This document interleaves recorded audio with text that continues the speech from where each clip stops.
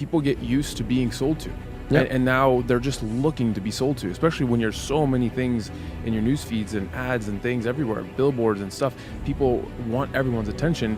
And now we're moving into a place where it's just creating connection, giving yourself the ability to become an authority in a thing. And that thing needs to be what lights you up. It needs to be the thing that you feel most enthusiastic and fired up about. Boom. We're recording live from fucking Envision. We're finally doing a podcast together. Which is amazing. How many years have we spoken about doing content? How many times have we basically done a podcast on the phone? Or in person? Yeah. I mean, CT and I are literally best of friends, in my opinion. I mean, we've been talking about making videos and content and spreading, messages around the globe and the internet in a big way. Basically, we've been talking about it ever since we met.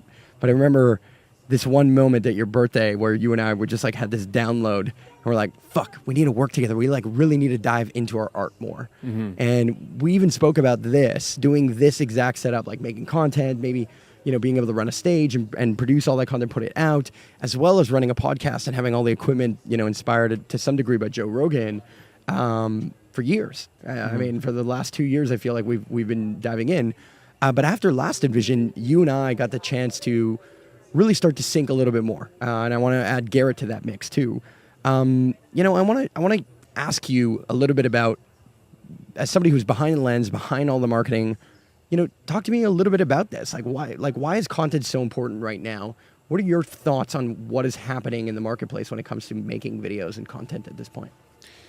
Yeah, so I think a lot of the information on how to create content or why to create content for me was really developed out of my own frustration or trying to figure out how do you connect with people, right? Because that's at the end of the day, everyone's here to connect.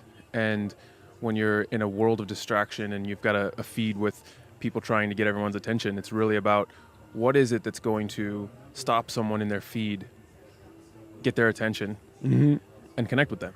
Yep. And I think at that point, it's really about creating some authentic stories of your life, things that you're experiencing that is what really resonates with people. It's not trying to sell to people. It's trying to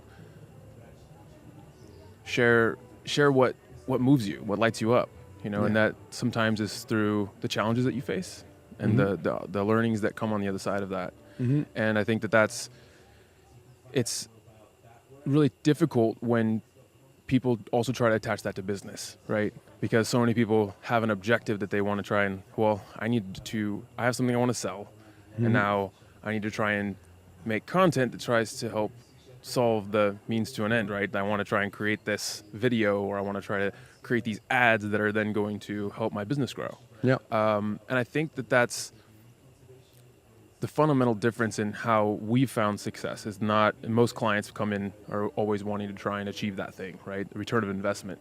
Yeah. And I believe it's from you that I learned when you focus on a different type of ROI of ripples of impact, when you realize that you're trying to connect with people first and foremost, and a little bit of Gary Vee of, jab, jab, right hook, is that you're focusing specifically on how to help someone find a better version of themselves. And you start by creating trust with people.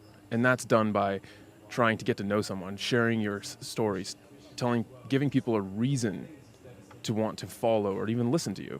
Yep. And I think that kind of sums up for me why to create content is creating content in a way that helps connect with people first and foremost, helps develop that trust. Yeah. I mean, I think we've had a unique opportunity of learning. I mean, you have a background having done a ton of marketing work with On It and Aubrey Marcus. And so, you've done it for so many different projects, so have I. And we've just had such a beautiful opportunity more and more and more over time to share in creating content in a way that is kind of different. One of the things that I feel like is emerging is we are truly in the age of no longer just marketing. Like, it's not advertisements anymore, it's stories. And those stories are what connect. People are connecting to the deep personal journeys and the authentic sharing and vulnerability that people are putting forward. I mean, vulnerability is literally like a trend, not only in like conscious communities, but essentially it's like the way at this point in terms of getting attention online. And there's so many hacks, right? Like it's like such, it's becoming more and more important of a skill set to have in the modern day ecosystem. And I really believe that every organization has to have a full on media team at this point. Yep. Like I don't think that we can ignore this anymore. It's funny you mentioned that. A couple of things. One, you talked about vulnerability, right? Like, you know, I remember back like when influencer marketing first became a thing. It was like, cool, find someone who's got a community or has a following. They have influence, and let's try to get them product placing or talk about our product. And then, you know, during that time when that was going on, I was just feeling so much inauthenticity, right? Yes. It was everyone trying to, you know, flat tummy tea, and like, you know, you can just tell. You can scroll down a feed and you're like, oh, that's a promotion influencer marketing deal. And, you know, and I've seen so many of these contracts with influencers where just like, you know, take a photo with our product, or, you know, show you using the product and say something really, and they almost copy and paste the caption. That's right? swipe text. And it's like, no doubt that, you know, the engagement is like a third of what their normal posts are. Totally. And, you know, and I during that time, I was like, just, you know, it's really about authenticity. In fact, at the time, the agency, I was really about authenticity and attention, right? Because those are the things. It's not just attention. Yep. You need authenticity. And I was talking about that feeling like we're moving toward where a trend where there's going to need to be vulnerability. That was like a year and a half ago. Yep. And what's funny is that I've talked about this like for like the last 3 to 6 months, is that now vulnerability is a trend to the point where almost I was like, wow, what I didn't anticipate was that it's going to be too much, where people are literally like pouring, like, I'll never forget, I was like, there's someone I know at the gym and they have a pretty decent following. And I walked into the gym, and I before I was like literally within 5 minutes that I walked into the gym class that I was in, I saw this post and I was like, oh wow, like they're really going through a tough time. I was like, oh man, I bet you're not even going to be here. And then I saw them like 3 to 5 minutes later, Totally just like, fine. oh, like, yeah, it's great. I'm like, that's interesting. Okay, I'm totally assuming here, but like maybe they just had a post and they were preparing it and wanting to, but it was just so vulnerable and so like, I was expecting to see this person in a different state. Yeah. But I see this person like actually looking Totally like they're in a fine. great place. Yeah. And it was like, they're doing it for the engagement. And it's, you know, It's a thing. It's a thing. I mean, my mom wrote to me the other day. She was like, Mark, are you okay? And I'm like, what do you mean? And then she's like, you know, Dad saw your Instagram post about like being like whatever it was. Like I can't even remember exactly what I wrote, but I was just talking to the idea that essentially I'm tired. I want to like slow down. I want to like do other stuff and like lean into my art, and I want to like kind of fall into a different mode as, you know, I just, you know, entered into my 30s this year or in 2018. And now I just want to be like in a different place. I want to like kind of create more art, do all the things that you and I have spoken about for a long time. And I think we're doing it, right? Like I feel like I'm doing it right now with you at this moment, let alone coming to Envision and like slowly but surely creating content. We have a whole live stream system and all the different pieces going in 2 locations at the same time. So the strategy of making content is now finally underway. But I share this story on Instagram, and my mom writes to me, there's just like total panic, like totally worried, like, are you okay? Are you sure you're like, are you depressed? All this stuff. And I write to her and I'm like, Mom, vulnerability is a trend. Like, chill. Like, it's just like, this is part of the game. You know what I mean? And then she's like, what do you mean? Like, she just like didn't get it. She's just like not at all in the loop. Obviously, it's not part of the community. It's not part of a very different generation. I appreciate it though. I mean, I appreciate that vulnerability has become acceptable because, you know, we talk about connection, right? To connect, to love, to be in love means that you have to allow yourself to be vulnerable, to have that feeling, to let down your walls, and to truly express in a way that people can get to see you. And that's beyond the things that is the Instagram worthy post where I'm trying to be something cool. And that's so 3 years ago wasn't a thing. People were like so busy on trying to make sure they're talking about, like, I remember seeing some of the behind the scenes of like the Instagram post, which is like 25 photos that someone takes and they're like sucking it in, or you see like the, you know, the Instagram and like, you know, the reality kind of thing. And, yeah, I mean, I can't really diss on that trend because it's, you know, I really did feel, I feel it's much better than the opposite trend, which was like, I really, you know, it was fake. It was, you know, the lack of authenticity, but really that it wasn't really who people were. And so I like that. I like that we're in a vulnerability piece. And I think where we're moving is more in community. We're in many communities, right? Yeah. And it's okay to have literally, I went from really feeling like I was within one specific tribe at home, like one core group of friends. And over this last year, I really started trying to evolve outside of that. And now I feel that I'm in a lot of different circles that all have, kind of different people, but different vibe, but we're all the same. And we're all, and that I find that I gain experience and learning and connection from different people as being extremely valuable. And it's really uplifted my life in a completely different way. And then I also wanted to speak on one area that you mentioned earlier, which was that trying to talk people into creating stories and being vulnerable and doing these things and having an entire media team around that. What's interesting is that maybe 3 years ago, 5 years ago, it was trying to just talk people into doing social media, that it wasn't someone, that wasn't someone, they're within the family or someone someone else can handle social media. Just like an afterthought. Yeah, and with all the algorithm changes and the media needs and like being able to tell stories is an art. Yeah. And it really does require so much thinking and understanding of how that works, and a lot of trial and error that you and I both have learned from, which is like still are. Yeah, and sometimes this post is going to do really well, and you put it up and it's like, man, and it's like so much of the first 3 to 5 seconds, or the music and the way that you create the text animations that gets their attention, the shiny object syndrome, right? Stop people in their feed.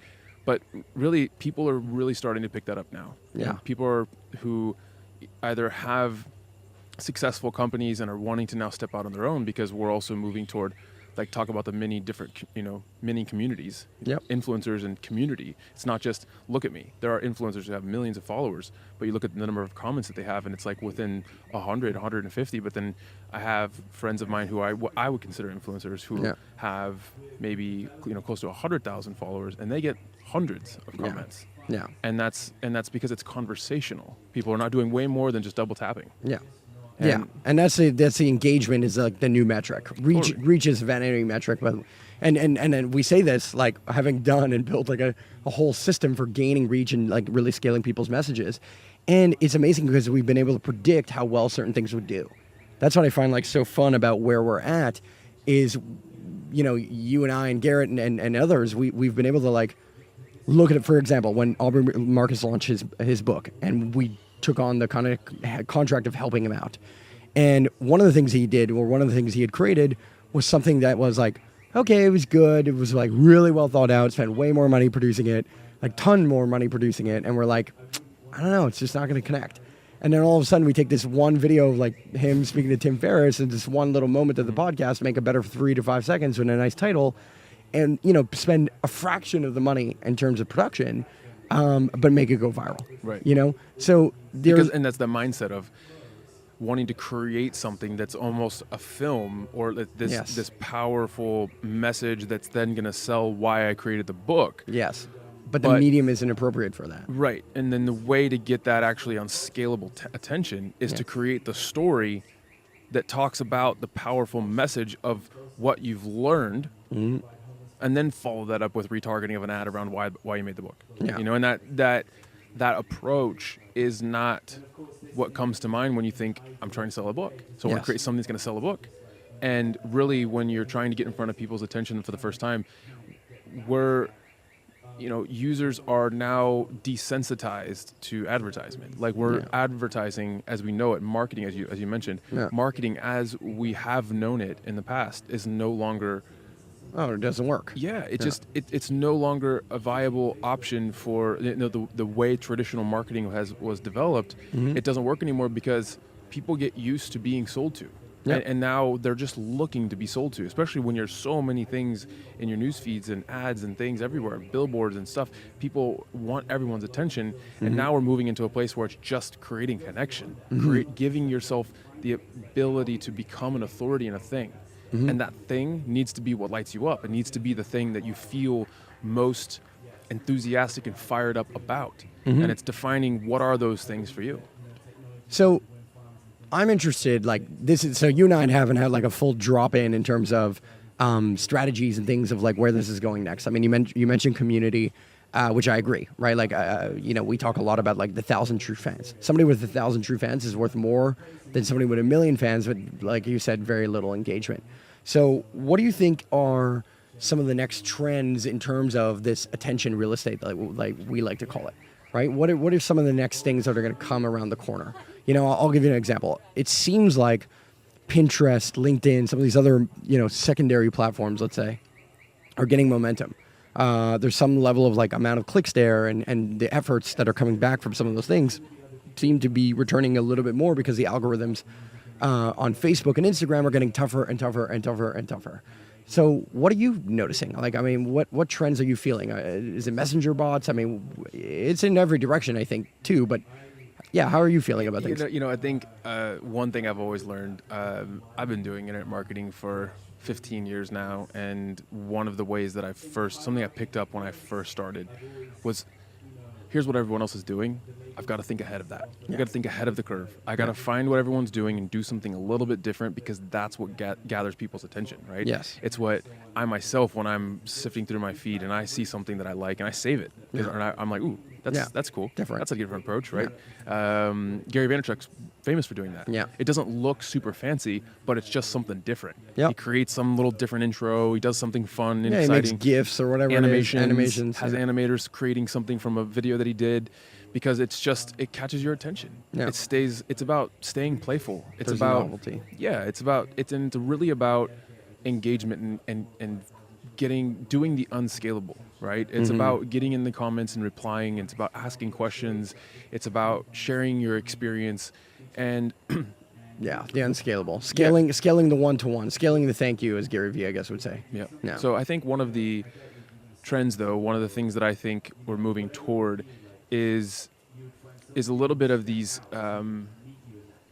It's telling a story, talking about something that's really powerful for you, and using a lot of B-roll, or like almost like short films, and like developing almost like mini docu-series of types of content. I'm seeing that as kind of an ongoing. The things that I'm seeing now that are doing well are in that form. A lot of like a little Princey, small reality show type thing. Yeah, like Princey, Jay Shetty, they do it on an even higher of a production scale, right? They do it on like a big level, and they have actors and they have actresses, and they're really expanding out the way that they're doing that content to tell a message. But I think that what I'm seeing in a smaller scale of that is when people are, it's not just talking in front of the camera and speaking to someone in that way, but it's an art of talking about an experience that you've had that someone can resonate with, and building that as a story. And I think that in whatever capacity that means, I think that's how the best way to grab people's attention.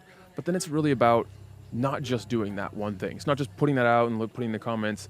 It's finding ways to gather the people who are following you and doing things in your Instagram stories and Instagram Live and doing things. I think we're seeing more and more people trying to do live events, and whatever that is, and trying to find. We're doing one right now. Yeah, doing live events is a thing that I feel is important. It's connecting with people, but then it's about gathering with people. Yeah. And it's about, even if it's online, you've done a lot of those and Facebook Lives and having a Facebook group. Yeah. But I think it's just about finding it every different way that you possibly can to try and bring people as part of a conversation. Yeah. I think that's my answer, is scaling community. Yeah. And what I mean by scaling community is scaling the consistency of your content, not only in terms of like the quality, in terms of look and feel and different things, but it's scaling community so that it's happening regularly, that the conversation is like daily, all the time, right? It's like when I switch to TSN or whatever, ESPN, I get sports, right? When I switch to a particular channel on any front, I get what I expect. So when I click on a Joe Rogan clip, I know what I'm expecting, and it's happening fast enough that there's always something fresh. I'm always paying attention. I've always got something like kind of captivating me and keeping me in the conversation so that I can binge, right? Because the truth is, and we saw this a little bit with the rise of the daily vloggers. I mean, I still think that daily vlog is probably the best way you would want to grow on YouTube at this point. It's consistency. Yes. But it's also, in with daily vlogs is great, but it's those people generally usually do something else too, right? They have different, and so scaling community. For example, Joe Rogan, as he has had his podcast, and there's like 2 hours, 3 hours long, right? Totally. They have the kind of quick clips, and they do all the other things so that you can digest it that way. Exactly. But then he has comedy tours, and he's also a comedian, and that's great, but he is gathering community. Yes. His podcast, as it has grown, and he's also in UFC, he has different ways that you feel that you see him in so many different formats. Yes. And he's able to create those mini communities in different ways to where, and he goes into all the major cities, so you find a way to connect. And when you've seen that guy in person as well, you feel that you've connected in multiple different ways. So I totally agree with you. It's about scaling community. Yeah. Another person that's a great example is JP Sears, right? He was, grinding for, I think, 3 or 4 years on creating YouTube videos, and then started doing kind of the humorous stuff, and I was actually just hanging out with him at a capitalism conference in Dallas about 3 or 4 weeks ago. And we had talked about that. I was talking about like his shift in, doing a tour. Right now he's doing comedy shows, and he's doing a lot of them. And I asked him about, because he's doing videos, and I'm asking what he's doing. He has a community, he has a membership where you can go and join his community, and you can get like more of a direct connection with him. And then now he's doing these comedy shows as well. And I was like, man, that's just like you're adding a whole different layer to what you're doing. And he was, talking about the way that he does them, and the people who come actually fire him up, and that it actually builds the energy for him, and he feels that it was a great move of diving into more of his community. It's giving people a different ability, and he always uses every one of his comedy shows to create an opportunity to Well, it's share. multi-layered. It's multi-layered, and that's what's beautiful about the new paradigm is that you do need kind of like an ascension ladder of experience. So it could be anything from like a magnet, right? Like a free course or some kind of thing that people engage with you on the smallest of levels. But then that interaction gets to ramp up more and more and more. And then it can lead all the way to, in-person experiences, some weekend retreat, a mastermind of some kind or whatever it is. I think that product suite, and this is how, this is my theory, but it's also what I practice, which is building that product suite. In Superhero Academy's case, it's white belt to black belt, right? Free online courses all the way up to masterminds. And then potentially a fund and an agency and all the different things, which I'm also involved in. And we're just at this place where it's gotten like a lot tougher to be a small-time entrepreneur, a small-time creator, and try and gain relevance, particularly now as the algorithm shift. So the other half of the community is the community needs to come together. Influencers actually need each other more and more now than ever before. Absolutely. And we demonstrated that by literally taking people's videos and then sharing them on other people's videos or other people's pages that have similar vibes, similar audiences, and our avatars, let's say. That is still going to be a trend. I think that's going to maintain itself as we need to band together more. Now, I have one last question before we'll pass this off. We're keeping it nice and short here. What happens, honestly, do you believe that there's a collapse in this? What happens when the economy is goes to shit? What are all these coaches and healers and all these people that maybe you have clients right now, if the economy slows down a little bit and then they have no capacity to reach people online in the same way, it's I think there's a little bit of a shitstorm potentially on the horizon here. I think there's going to be a little bit of trouble and rocky road. Not for everyone. This is going to be a huge opportunity for those who are well positioned and have the gear and all the stuff like we do. What do you feel what's? I think the focus is around staying consistent in quality and engaging really well with the community that you have. It's kind of expanding and contracting, right? So many people, if it's stop thinking about you go back to what you just said earlier about true 1,000 fans, is that I think it's about staying really close with and providing a ton of value and engaging with your current audience. If you have 1,000 people, do the unscalable. Yeah. Tap on their profile, the people that are leaving the comments, and leave comments on theirs. Yep. Like their comment, direct message them, get to know them, create an engagement. Those people won't forget you, but neither will the algorithms. Yeah. And so it's about really staying and doing everything you can, not thinking about high production and content, but staying consistent. Giving a shit, really. I think the fastest way is just giving a shit. Going into the $1.80 strategy that Gary Vee talks about. Go in the DMs, literally give everyone your 2 cents on 90 comments a day or 90 posts a day or whatever it is, 90 DMs a day. That's a lot. And if you're really trying to scale, that one-on-one interaction changes everything. Yeah, it's there's a quote that my dad shared with me by Theodore Roosevelt when I was younger, and it stuck with me my whole life. Is that people don't care how much you know until they know how much you care. And it's when you keep that core ethos, everything that you do follows by that, Yeah. everything works. Couldn't have said it better myself, brother. Fucking love you. Love you too, man. Yeah. Boom.